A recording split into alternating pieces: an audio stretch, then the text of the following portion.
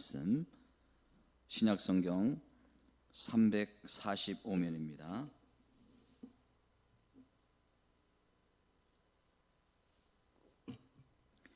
우리 한 절씩 13절부터 17절까지 이렇게 교독하도록 하겠습니다.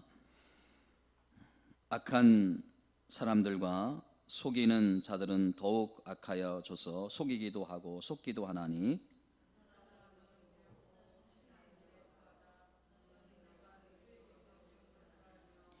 또 어려서부터 성경을 알았나니 성경은 능히 너로 하여금 그리스도 예수 안에 있는 믿음으로 말미암아 구원에 이르는 지혜가 있느니라.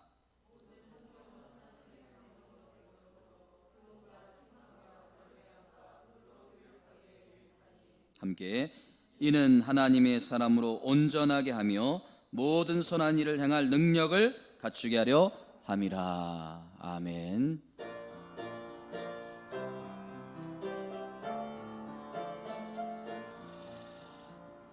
하나님이 나를 사랑하심을 늘 깨닫게 하소서. 하나님이 나를 늘 깨닫게 하소서. 늘 깨닫게 하소서. 하나님이 나를 생각하심을 하나님이 나를 늘 기억하게 하소서. 늘 기억하게 하소서. 하나님이 나를 지키심을 하나님이 나를 지키심을 늘 감사하게 하소서. 하나님이 나와 함께 하심을 하나님이 나와 함께 하심을 늘 느끼게. 다시 한번 하나님이 나를 사랑하심을 하나님이 나를 늘 깨닫게 하소서. 늘 깨닫게 하소서. 하나님이 나를 늘 기억하게 하소서. 늘 기억하게 하소서. 하나님이 나를 지키심을 하나님이 나를 지키심을 늘 감사하게 하소서. 하나님이 나와 함께 하심을 하나님이 나와 함께 늘 느끼게 하소서. 늘 느끼게 하소서. 할렐루야.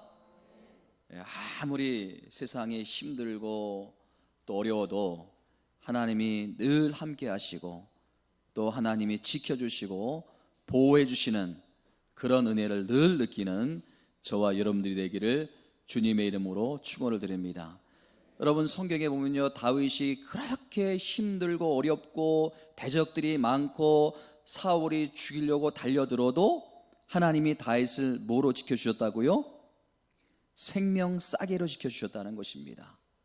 여러분, 이 세상에 이 코로나 바이러스가 아무리 전염성이 강해도 또 아무리 우리에게 환난과 어려움이 와도 하나님께서 우리를 생명 싸게로 쏴주시면 우리가 어떤 상황 가운데서도 지킴받을 줄 믿습니다. 그런 은혜가 있기를 주님의 이름으로 축원을 드립니다. 이 프랑스 파리의 최고의 관광 명소로 하면 어디일까요? 에펠탑이 아닙니까? 에펠탑. 전 세계 사람이 모르는 사람이 없을 정도로 유명한 명물과 관광지가 되었는데, 그런데 이 에펠탑 건립 당시에 프랑스의 많은 지식인들과 시민들이 그 거대하고 흉측한 그 철탑이 파리의 경관을 해칠 것이라고 생각을 했기 때문에 결사반대를 했어요. 파리의 작가, 화가, 또 조각가, 건축가 다 동조를 했고요. 우리가 잘 아는 대문호라고 하는 모파상 소설가 아닙니까? 특별히 그 사람이 이 에펠탑 건립에 대해서 결사 반대를 했는데요. 근데 제가 어느 책에서 보니까 이와 관련한 재미있는 에피소드가 하나 있더라고요. 그 에펠탑을 건립할 때 그렇게 극렬하게 반대했던 이 모파상이 막상 그 에펠탑이 우여곡절 끝에 건립이 되고 나니까 그 누구보다도 이 에펠탑을 자주 찾았다는 거예요. 그 에펠탑 안에는 커피숍이 있었는데 그 커피숍을 날마다 찾아가지고 거기서 책도 보고 커피도 마시고 쉬기도 하고 그렇게 거기를 계속 매일마다 찾으니까 누가 그것을 보고 지적을 했다고 합니다. 아니, 당신은 에펠탑 건립을 그렇게 반대를 했는데 막상 건립이 되고 나니까 왜 날마다 거기를 찾느냐? 그랬더니 참 웃기게도요, 이 모파상이 뭐라고 말했는가 하면 파리에 어디를 가나 이 고철 덩어리가 보이지 않는 곳이 없기 때문에 유일하게 이 파리에서 이 고철 덩어리가 안 보이는 것이 이 커피숍이기 때문에 내가 여기를 찾는다. 제가 그 이야기를 보면서 한참 좀 웃었는데요. 제가 그 이야기를 보면서 이 모파상의 변명을 보면서 귀한 깨달음을 얻게 되었어요. 밖에서는 잘 안 보이는데, 밖에서는 잘 보이는데 안에서는 잘 보이지 않을 수 있다. 밖에서는 잘 보이는데 안에서는 잘 보이지 않을 수 있다. 여러분, 우리가 다른 사람을 이제 비판하거나 판단할 때 얼마나 예리하고 얼마나 날카롭습니까? 그런데 문제는 자기 자신을 잘 모른다는 거예요. 여러분, 어릴 때 장기를 두신 분들이 많을 텐데 제가 장기를 참 좋아했는데 그 장기를 제가 직접 둘 때는 잘 보이지 않아요. 근데 훈수를 두면 이게 잘 보이는 거예요. 다른 사람은 나를 아주 잘 아는데 나는 나를 잘 모른다는 거예요. 다른 사람들이 우리 교회에 어떤 문제가 있는지, 어떤 안 좋은 면이 있는지 너무 잘 아는데 저와 우리 성도님들만 모른다는 거예요. 밖에서는 잘 보이는데 안에서는 잘 보이지 않을 수 있다. 여러분, 다른 사람의 변질을 보면서 비판하고 지적하지만 자신의 내면의 변질과 타락을 보지 못하는 것이 우리 인간의 연약한 모습이라는 거예요. 그렇기 때문에 여러분, 방법은 딱 하나예요. 내가 내 자신을 돌아보고 점검하고 조명할 수 있는 가장 확실한 방법, 하나님 말씀 앞에 나를 날마다 세워야 될 줄 믿습니다. 이런 맥락에서 저는 오늘의 본문의 말씀이 참 중요하다고 생각합니다. 여러분, 이 디모데후서 말씀은요, 바울이 복음을 전하다가 로마의 그 감옥에 갇혀가지고 순교할 날을 기다리다가 영적인 아들, 믿음의 아들 디모데에게 마지막으로 남겨주는 서신, 그러니까 유언과 같은 말씀이 아닙니까? 얼마나 간절하고 절박한 마음으로 이 디모데 후서를 썼겠습니까? 이제 말세에 나타날 타락과 변질에 대해서 이 디모데 후서 3장 특별히 여기에서 아주 구체적으로 언급하고 있다는 거예요. 여러분, 디모데 후서 3장 1절 말씀 이렇게 시작이 됩니다. 한번 보십시오. 뭐라고 시작되는가 하면 너희는 이것을 알라, 말세의 고통의 때가 이르러. 이렇게 3장이 시작이 되면서 2절부터는 지금 이 시대에 일어나는 끔찍한 타락의 그 일들이 쭉 열거가 되고 있어요. 자, 2절 말씀 한번 보세요. 사람들이 자기를 사랑하며 돈을 사랑하며 자랑하며 교만하며 비방하며 부모를 거역하며 감사하지 아니하며 거룩하지 아니하며, 이런 것들이 3절과 4절에서 계속 쭉 열거가 되고 있지 않습니까?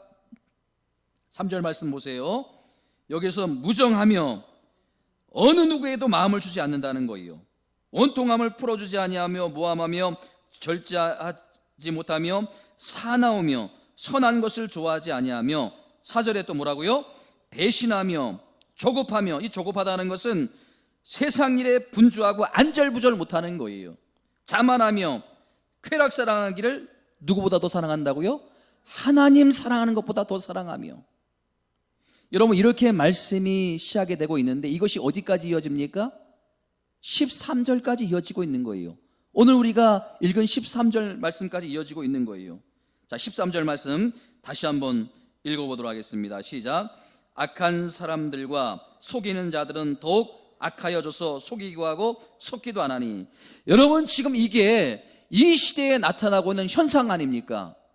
악한 자들은 더 악하여지고 악한 자들이 더 득세를 하고 더 강력하게 역사하는 게 지금 오늘날 이 시대가 아닙니까? 지금 전염성이 강한 코로나 바이러스 때문에 전 세계가 지금 팬데믹을 선언하고 몸살을 앓고 있는데, 지난주에 우리 온 국민은 다시 한번 큰 충격을 받았어요. 뭡니까? M방 사건이라고. 예? 온 국민이 충격을 받았어요. 그 텔레그램, SMS, 메신저에 여러 방을 만들어 놓고 음량 영상을 보게 하는 거예요. 조직화된 신종범죄. 예? 돈을 많이 내면 낼수록 적게는 30만 원에서 많게는 150만 원까지 내가지고 더 자극적이고 더 선정적이고 더 변태적인 영상을 보게 하는, 이런 정말 이 세상을 경악해 하는, 여러분 정말 이 경악을 금치 못하는 게 뭐예요? 그 대상이 어른들도 있지만은 그 어린 청소년 여자아이들을 대상으로 협박을 해가지고 노예처럼 이용을 했다는 거 아닙니까?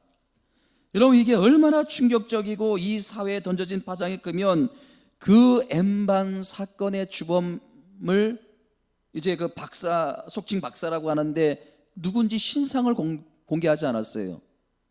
참 부끄러운 거예요. 이 인천 어디 주안에 뭐 산다고 하는데 멀쩡하게 생기고 뭐 평소에 대학 다닐 때는 사회봉사도 많이 하고, 이게 더 두렵고 무서운 게 아니에요?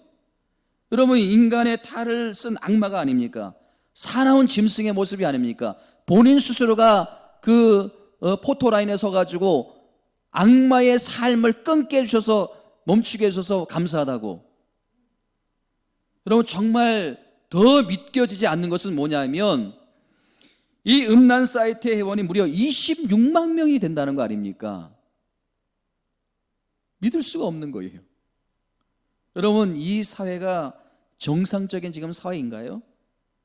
우리가 더 충격을 받는 건 뭐냐면, 그렇게 못된 사람들을 다 잡겠다고 이제 경찰 청에서 사이버 수사대를 만들어가지고 이런 못된 인간들을 다 잡겠다고 하는데, 이런 경찰의 수사를 비웃듯이 지금도 그 텔레그램에서 다른 방들을 계속 만들고 경찰들을 조롱하고 있다는 거예요. 여러분, 어떻게 인간이 이렇게 사납고 악해질 수 있습니까? 이게 무엇을 말합니까? 말세가 되었다는 거예요. 악한 자들은 더 악해지고 속이는 자들은 더 속이고, 이렇게 말세가 되면 더 득세를 한다는 거예요. 예? 오늘 아침에 보니까 이제 중국도 이 M반 사건이 터졌더라고요. 거기는 회원이 무려 1000만 명이래요. 1000만 명. 근데 여러분, 이게 벌써 2000년 전에 예언된 하나님 말씀이라는 거예요. 그렇다면 여러분, 더 악해져 가는, 더 속이는 세상 속에서 우리가 어떻게 살아야 하는가? 도대체 우리가 어떤 삶의 태도를 취해야 되는가? 이게 중요한 것이 아닙니까? 저는 그 답을 오늘 본문 14절과 15절에서 찾았습니다. 여러분, 특별히 14절 말씀 어떻게 시작되는지 같이 한번 읽어보도록 하겠습니다. 시작. 그러나 너는 배우고 확신하는 일에 거하라. 너는 내게 누구에게 배운 것을 알며. 15절. 또 어려서부터 성경을 알았나니 성경은 능히 너로 하여금 그리스도 예수 안에 있는 믿음으로 말미암아 뭐에 이르게 하나니 구원에 이르는 지혜가 있느니라. 여러분 믿습니까? 여러분 이게 무슨 말씀인지 아시겠습니까? 말세를 맞이하면 악한 것들이 더 득세를 하고 악한 것들이 더 악해지고 이런 것들이 이곳저곳에서 마치 이 전염성이 강한 코로나 바이러스처럼 번져나가기 때문에 우리가 거기에 오염되지 않기 위해서, 우리가 거기에 전염되지 않기 위해서 어떻게 해야 된다는 거예요? 14절 서두에 뭐라고요? 그러나 너는, 그러나 믿는 너희들은 어떻게 할 거냐? 세상이 이렇게 악해지고 세상이 이렇게 점점 더 어두워져 가는데 그러나 너는 어떻게 할 거냐? 어떻게 하라고요? 배우고 확신하는 일에 구하라. 예? 성경은 능히 너로 하여금 그리스도 예수 안에 있는 믿음으로 말미암아 구원에 이르는 지혜가 있으니 그 말씀에 더욱더 힘쓰라. 이게 아닙니까? 여러분 우리가 이 말세에 다르게 살기 위해서는, 오염되지 않기 위해서는, 타락하지 않기 위해서는 이 말씀을 읽고 묵상해야 될 줄 믿습니다. 저는 여러분 이런 맥락에서 여호수아 1장 말씀이 참 중요하다고 생각하는데요. 여러분 여호수아 1장에 보면요, 그 강력했던 지도자 1세대 지도자 모세가 죽고요, 그 다음에 하나님께서 누구를 세웁니까? 2세대 지도자 여호수아를 세우지 않습니까? 그 여호수아를 세우고 하나님께서 그 여호수아에게 뭐라고 말씀하시는가 하면 딱 두 가지의 명령을 하십니다. 첫 번째 명령은 뭐냐면요, 강하고 담대하라. 1세대 모세 강력한 지도자가 죽었다고 기죽지 말고 강하고 담대하라. 두려워하지 말라. 내가 너와 함께 하겠다. 이 말씀이 첫 번째 명령이고요, 두 번째 명령이 중요합니다. 두 번째는 뭐라고 말씀하고 있습니까? 말씀을 가까이 하고 말씀을 묵상하라는 거예요.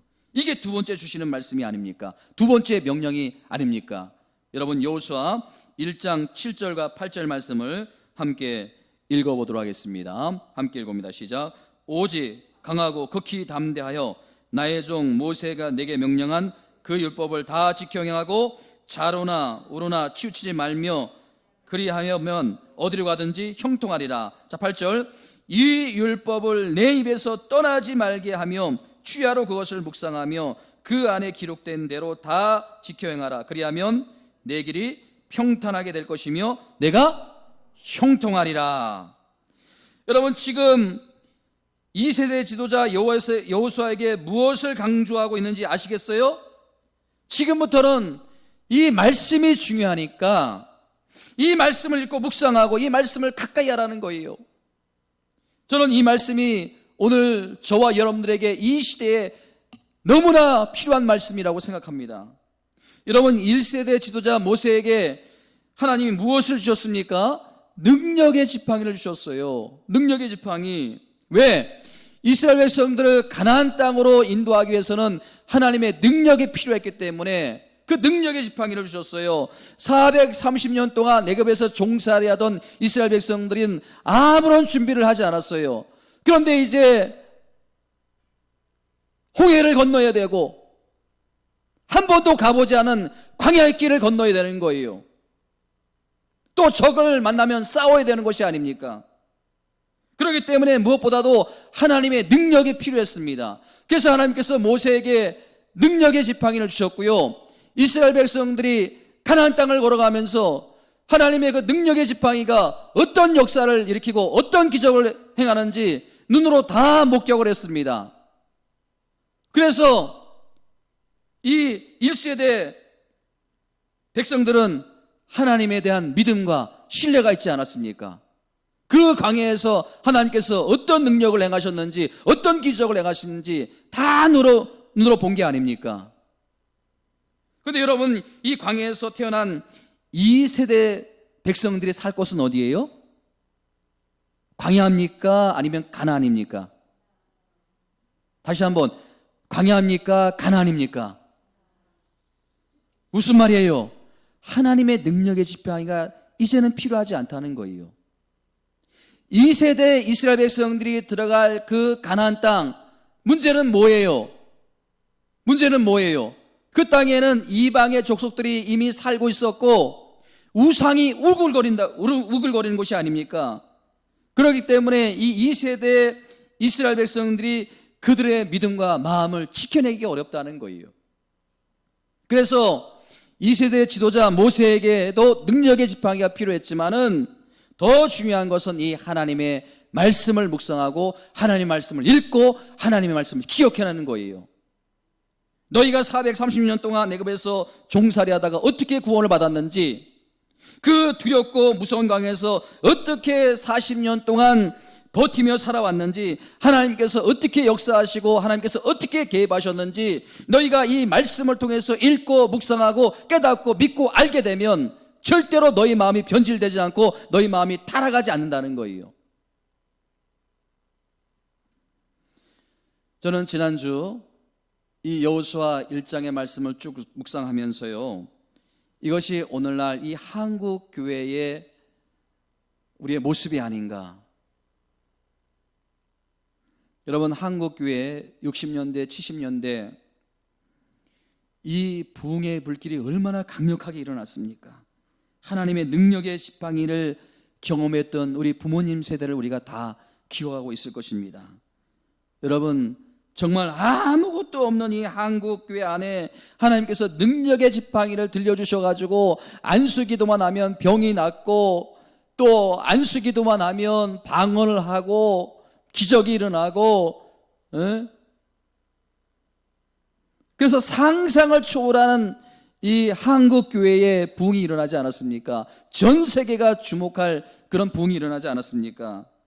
여러분, 우리 이때 어르신들이 그걸 다 경험을 한 거예요. 그래서 그 믿음이 정말 특별했습니다.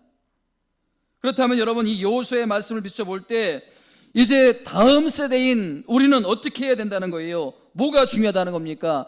여호수아에게 주신 그 말씀, 그 말씀을 묵상하고 그 말씀을 가까이 해야 되는데, 그래서 좌로나 우로나 치우치지 않는 그러한 믿음의 계승이 우리 가운데 계속 이어져야 되는데 그렇지가 않다는 거 아닙니까?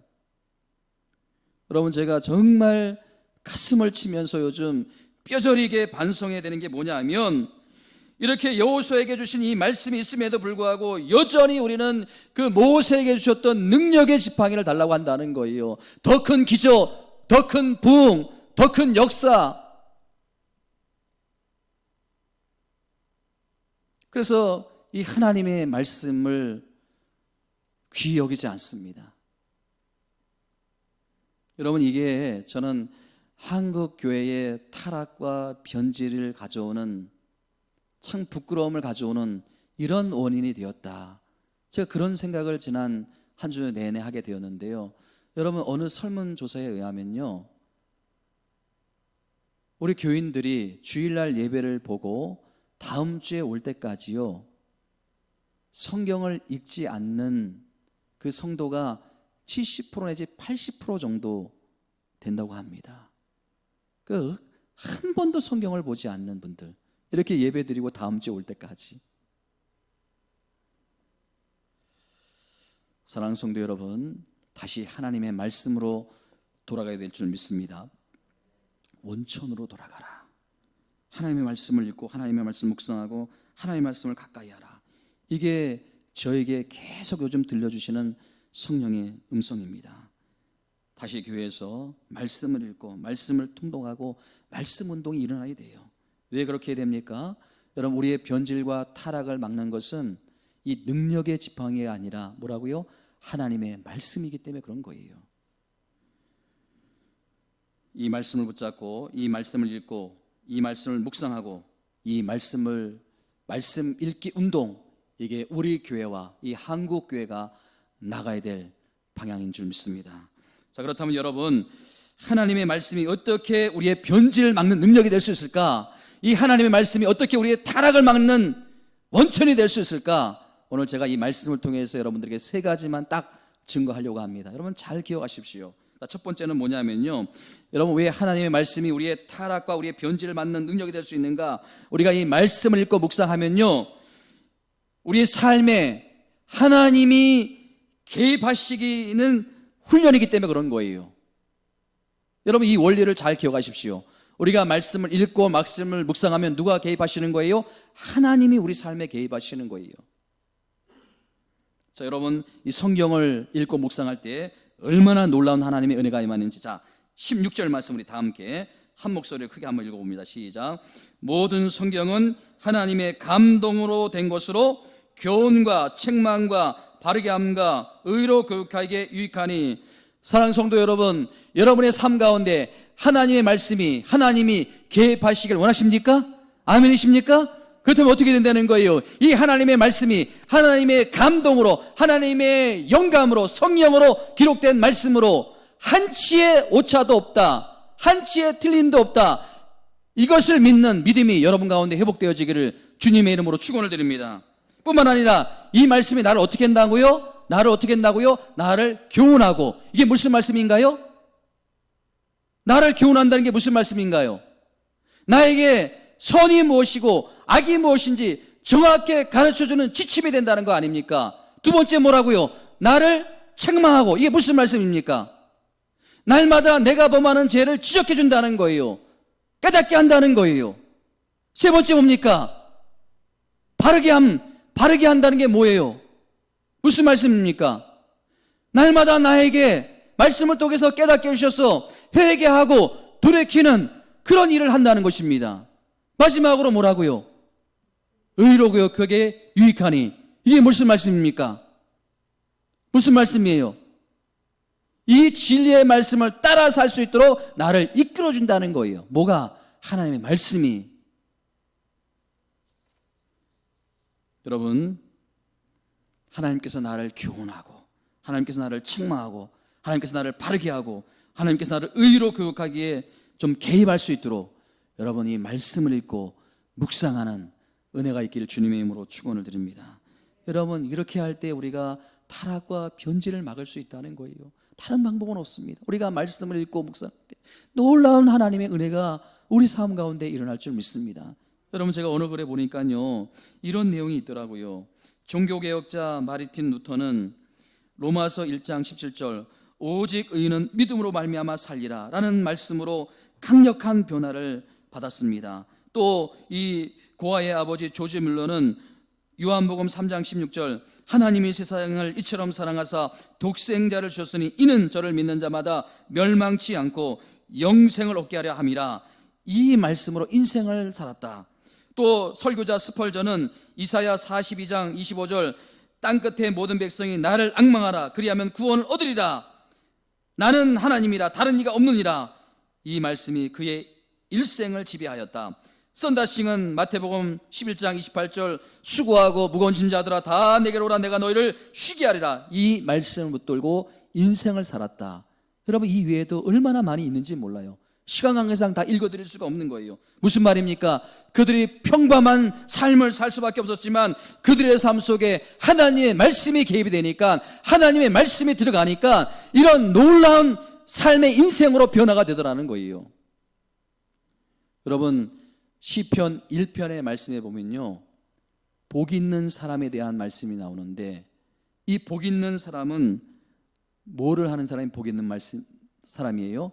말씀을 묵상하는 자, 말씀을 읽는 자. 그런 사람은 1편 3절에 보니까 그가 하는 모든 일이 뭐라고요? 다 형통하리로다. 여러분에게 이러한 형통의 은혜가 있길 바랍니다. 여러분, 이 형통이 무엇일까요? 제가 이 형통이 무엇일까 궁금해가지고 그 하나님의 말씀의 장이라고 하는 시편 119편에 보면요, 이 말씀을 주야로 묵상하는 자가 누리는 형통에 대한 말씀이 나옵니다.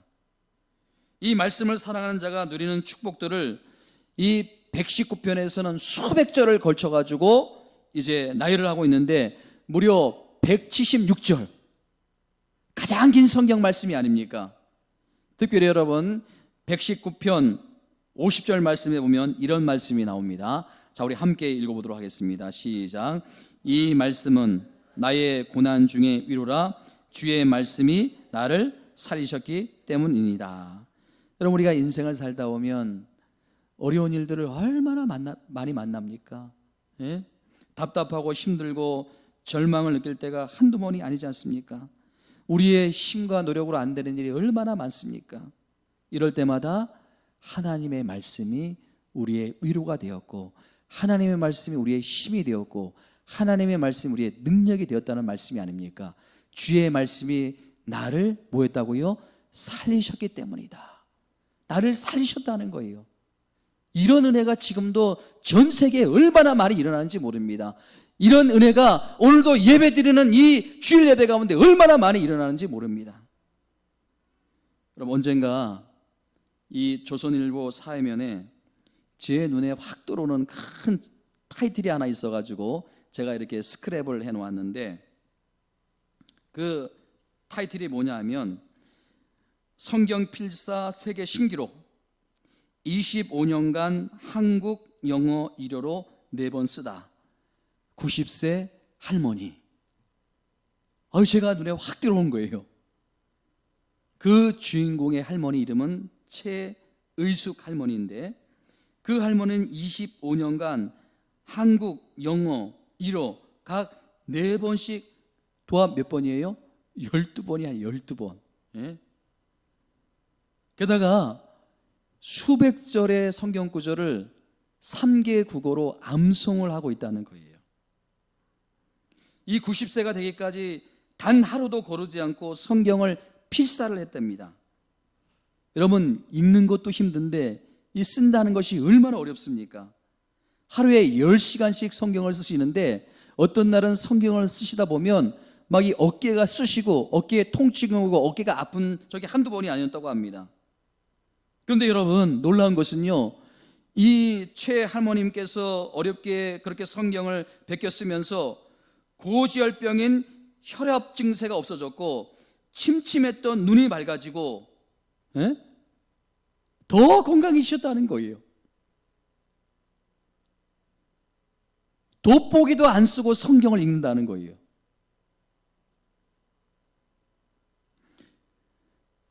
여러분의 삶 가운데 이런 하나님의 말씀의 개입의 은혜가 있기를 주님의 이름으로 축원을 드립니다. 여러분, 두 번째 제가 또 말씀을 드릴 것은요, 어떻게 말씀이 우리의 변질을 막는 능력이 되는가? 이 말씀은요, 내 삶의 표준이신 예수님을 묵상하는 것입니다. 예수님. 자, 요한복음 20장 31절 말씀 우리 함께 읽어봅니다. 시작. 오직 이것을 기록함은 너희로 예수께서 하나님의 아들 그리스도심을 믿게 하려 함이요, 또 너희로 믿고 그 이름을 힘입어 생명을 얻게 하려 함이라. 여러분, 하나님께서 우리에게 왜 말씀을 읽으라고 할까요? 여러분, 하나님께서 우리에게 왜 말씀을 읽고 묵상하라고 할까요?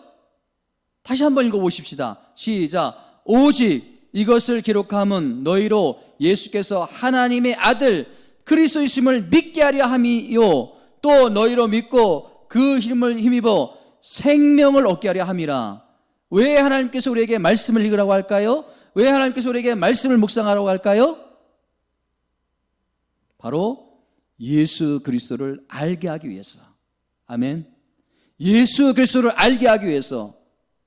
여러분, 성경은요, 오늘의 운세가 아니에요. 아침에 일어나가지고 오늘 어떤 말씀을 읽어야 내 인생이 잘 풀릴 수 있을까? 오늘 아침에 일어나가지고 어떤 말씀을 읽어야 오늘 하루 운수대통을 할까? 여러분, 그런 마음으로 성경을 묵상하면 안 된다는 거예요. 이 성경을 왜 읽어야 되느냐? 이 성경을 우리가 왜 묵상해야 되느냐? 그 성경의 읽기의 시작도 마지막 목표도 예수 그리스도를 알기 위해서, 예수 그리스도를 믿기 위해서, 예수 그리스도를 믿고 생명을 얻기 위해서, 이 단 하나의 목적을 가지고 우리가 성경을 읽어야 된다는 것입니다. 그럼 우리가 성경을 읽고 묵상하면 예수님을 더 사랑할 수밖에 없는 거예요.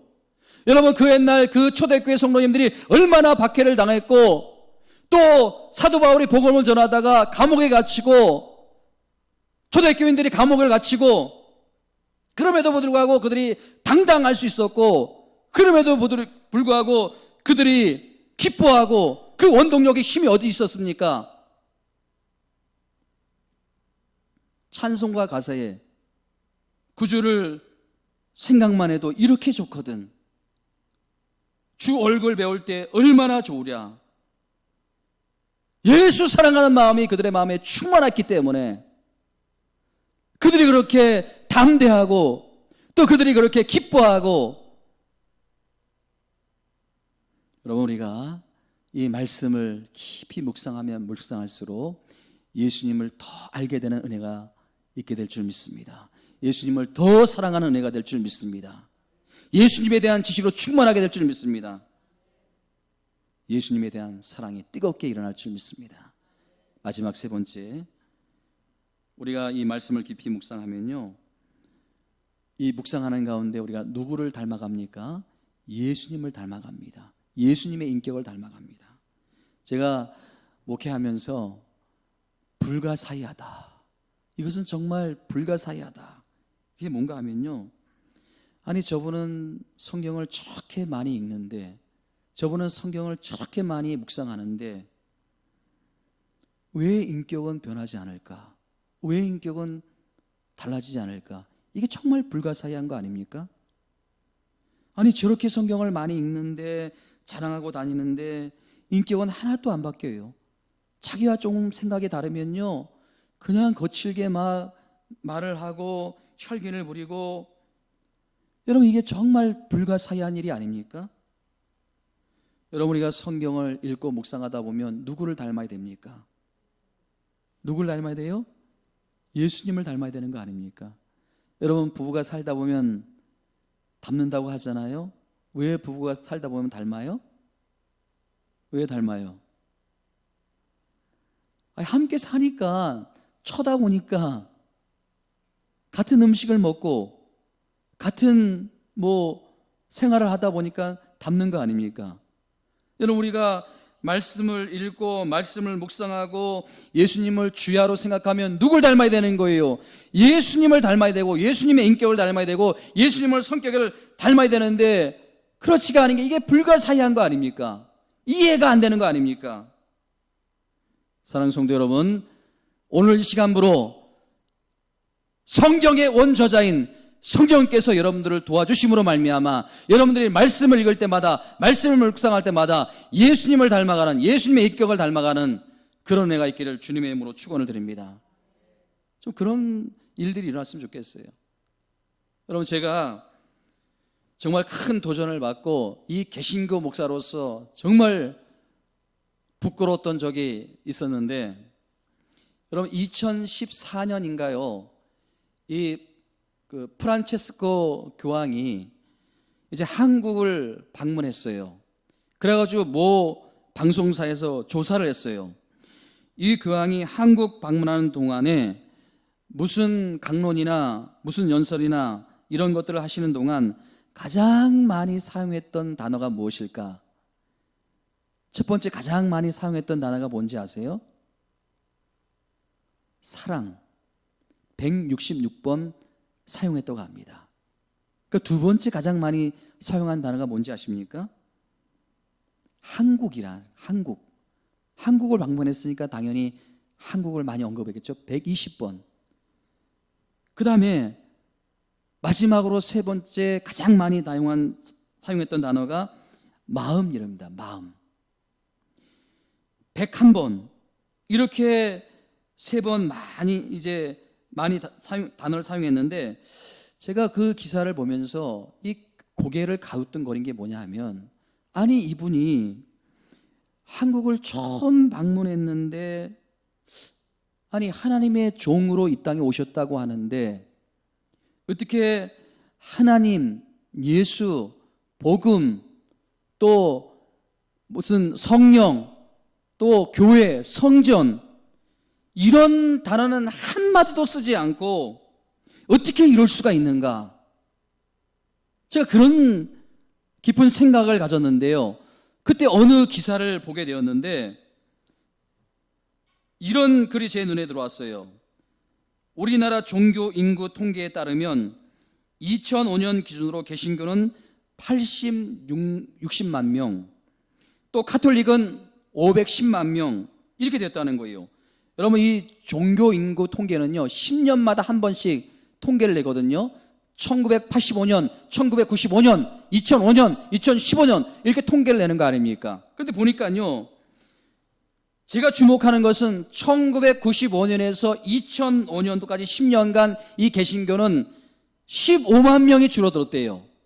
그런데 이 천주교는 295만에서 510만, 약 75%나 폭증을 했다는 거예요. 그러니까 제가 주목을 하는 것은 뭐냐면요, 제가 깜짝 놀라는 것은 뭐냐면요, 이 프란체스코 교황이 2014년 한국을 방문했을 때 그 천주교 교원이 정점을 찍었다는 거예요. 정점을 찍었다는 거예요. 아니 여러분 보세요. 그 당시에 천주교는 그렇게 전도를 하지 않습니다. 그럼 우리 개신교는 얼마나 많이 전도를 합니까? 예? 그런데 놀라운 것은 2015년 그 교황이 방문하고 그 이듬해에 이제 보니까요, 2015년의 통계를 보니까 이 천주교가 갑자기 줄어들기 시작한 거예요. 무려 한 100만 명 이상 줄어들었다는 거예요. 그럼 보세요. 이 프란체스코 교황이 한국을 방문했을 때 천주교 교인이 가장 많았는데, 그렇다면 이 교황이 한국을 방문한 것이 무슨 의미가 있는 거예요? 무슨 의미가 있는 거예요? 예? 여러분, 방문한 그 입에서 예수라는 이름, 복음이라는 이름, 하나님이라는 이름이 한 번도 나오지 않았는데 어떻게 이상하게 그 당시에 천주교 교인 숫자가 가장 정점으로 가장 많이 올라갔는데, 우리 개신교는 길거리나 막 지하철이나 전도하고 예수 천국 불신 지옥 이렇게 외쳤는데 천주교는 아무 전도도 하지 않았는데 어떻게 이런 결과가 나왔을까? 그럼 그 이유가 뭘까요? 저는 그 이유를 주목합니다. 무엇을 의미합니까? 우리가 100마디 말을 해도 한 번의 행동을 잘하면 이게 중요하다는 거 아니에요. 예? 100마디 말보다 한 번의 행동으로 보여주는 것이 중요하다는 거 아니에요. 여러분, 이 세상 사람들은요, 이제 예수님 모르는 사람 없어요. 여러분, 예수님 모르는 사람 있습니까? 예수 모르는 사람 없어요. 여러분, 우리가 입으로 아무리 예수님, 예수님, 주여, 주여 몇백 번 외쳐도요, 그것이 중요한 것이 아니라 우리가 하나님의 말씀을 읽고 묵상하고 그 예수님의 그 인격, 예수님의 삶을 여러분들이 나가서 그리스도의 향기로 나타내 보여질 때 그것이 바로 능력이 되는 줄 믿습니다. 여러분, 우리가 안타깝게도 지금까지 이 부분에서 너무 많이 실패를 했어요.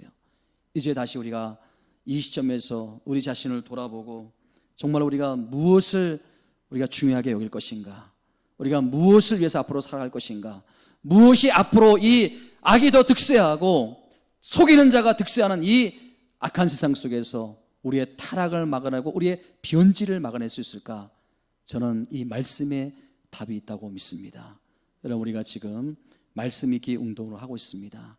여러분, 지금이라도 늦지 않았습니다. 여러분 다 동참하셔서 올 년 동안 여러분들이 정말 이 말씀을 읽고 묵상하고 이 말씀에 나오는 그 예수님의 그 인격을 닮아가서 여러분들의 주변에 있는 사람들에게 예수 그리스도의 향기가 되고 예수 그리스도를 닮아가는 그런 모습을 보여주심으로 말미암아 다시 한번 부흥이 일어나기를 주님의 이름으로 축원을 드립니다. 우리 이 찬양을 한번 부르면서 우리 다시 한번 마음을 좀 다잡았으면 좋겠습니다. 우리 202장인데요. 하나님 아버지 주신 책은 특별히 1절과 2절 말씀을 우리 두 번 반복한 다음에 기도했으면 좋겠습니다. 2절 말씀에 보면요, 구속의 은혜를 저버리고 어긋난 딴 길로 가다가도 말씀을 읽고 묵상하다가 예수님의 사랑만 생각하면 곧 다시 예수께로 돌아오리. 여러분, 우리가 날마다 구속의 은혜를 저버리고 딴 길로 가다가 세상을 쫓아가다가 이 말씀을 묻고 읽고 묵상함으로 다시 주님께로 돌아오는, 예수님을 생각하고 하나님의 은혜를 생각하고 예수님을 돌아오는 그런 일들이 날마다 일어났으면 좋겠습니다. 우리 1절과 2절 두 번 반복해서 읽고 우리 다 함께 통성으로 기도하도록 하겠습니다.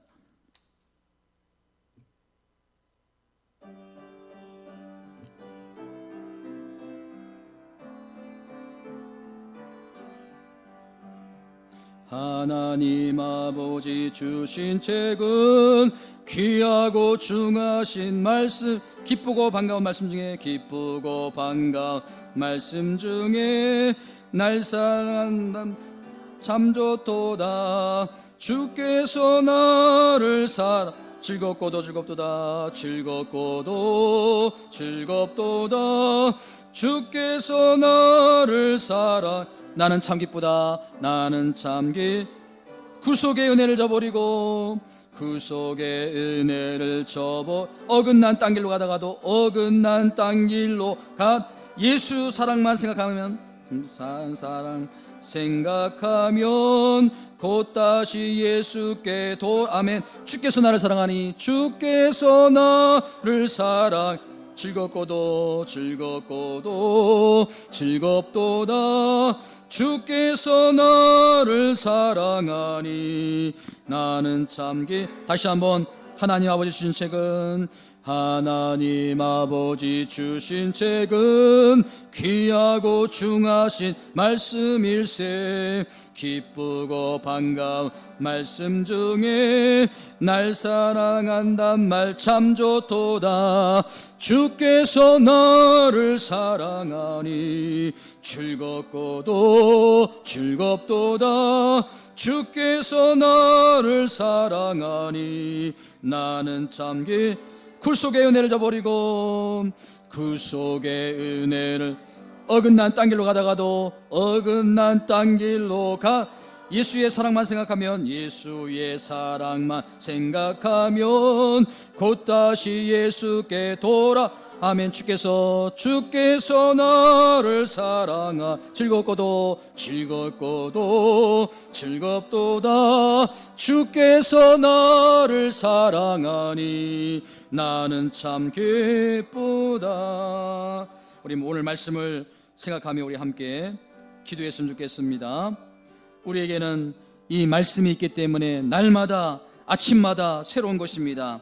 말씀이 내 안에서 살아날 때 내 인생에 놀라운 하나님의 역사가 일어날 줄 믿습니다. 하나님, 내 인생에 말씀을 통해서 개입해 주시옵소서. 하나님, 말씀을 통해서 내 삶의 문제에 개입해 주시옵소서. 하나님, 내 영이 다시 한번 살아나기를 원합니다. 날마다 하나님, 내가 새로워지기를 원합니다. 내가 말씀의 능력 가운데 구하기를 원합니다.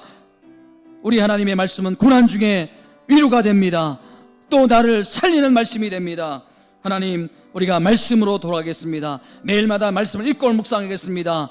아버지 하나님, 오늘 말씀 주신 말씀 붙들고 나의 변질과 타락을 막아낼 수 있는 것은 능력의 지팡이 아니라 하나님의 말씀인 줄 믿습니다. 하나님, 내가 이 말씀을 묵상할 때 하나님 도와주시옵소서. 원저자인 성령께서 이 말씀을 통해서 깨닫는 귀한 은혜를 날마다 우리에게 허락해 주옵소서. 우리 함께 통성으로 한번 기도합니다. 하나님 아버지, 감사합니다. 오늘 이 자리에 나올 수 있도록 은혜 입혀 주시니 감사함을 드립니다. 아버지 하나님, 우리에게 말씀을 주시니 감사합니다. 이 말씀은 나를 교훈하게 하고, 아버지 하나님, 이 말씀은 나를 책망하고, 이 말씀은 나를 의로 거룩하고, 이 말씀을 통해서 날마다 새롭게 변화되는 줄 믿습니다. 아버지, 우리가 올 년 동안 말씀 읽기에 전념할 수 있도록 도와주시기 원합니다. 우리가 말씀으로 돌아가기를 원합니다. 말씀으로 돌아가기를 원합니다. 아버지 하나님, 우리를 온전케 하시는 이 말씀을 붙들고 살기를 원합니다. 아버지, 우리에게 구원에 이르는 지혜가 있는 이 말씀을 붙들고 나가기를 원합니다. 아버지, 이 말씀만이 우리의 힘이요 말씀만이 우리의 능력이 됨을 믿습니다. 아버지, 이 말씀이 우리를 치료하는 줄 믿습니다. 아버지, 도와주시옵소서. 아버지, 이 말씀에 점점 아버지 이 악한 것들이 득세하고 있습니다. 아버지, 속이는 자들이 더 속이는 자로 나오고 있습니다. 아버지, 우리가 막을 수 없습니다. 우리의 타락과 우리의 편지를 막아낼 수 없습니다. 오직 이 말씀만이 능력의 지팡이 아니라 어떤 기적이 아니라 이 말씀만이 우리의 타락과 우리의 편지를 막아낼 줄 믿습니다. 아버지, 도와주시옵소서. 말씀이 내 안에서 역사하기를 원합니다. 아버지, 이 말씀을 통해서 하나님 내 인생에 개입해 주시기를 원합니다. 개입해 주시기를 원합니다. 하나님 말씀대로 살아가기를 원합니다. 예수님의 인격을 닮아가기를 원합니다. 이 말씀을 통해서 예수님을 더 깊이 알 수 있는 우리 모두가 되게 하여 주시옵소서. 되게 하여 주시옵소서. 되게 하여 주시옵소서. 아버지, 말씀 읽기에 동참하지 않는 분들도 이제 말씀 읽기에 동참하기를 원합니다. 말씀 읽기에 동참하기를 원합니다. 아버지, 중세시대 그 타락한 시대에 이 마르틴 루터, 존 칼빈이 말씀으로 돌아가자, 말씀으로 돌아가자, 말씀으로 돌아가자, 이 말씀을 읽고 묵상할 때 아버지 교개혁이 일어났습니다. 오늘날 개신교가 일어났습니다. 아버지, 이 한국교회가 우리 교회가 교회가 나가야 할 방향은 말씀 읽는 것입니다. 우리가 말씀 읽기에 다 동참할 수 있도록 은혜 베풀어 주시옵소서. 하나님 감사합니다. 오늘 이 시간 이 자리에 나와서 살아계신 하나님께 예배 드릴 수 있다는 것이 우리에게 큰 특권이요 축복이요 은혜인 줄 믿습니다. 이 코로나 바이러스 때문에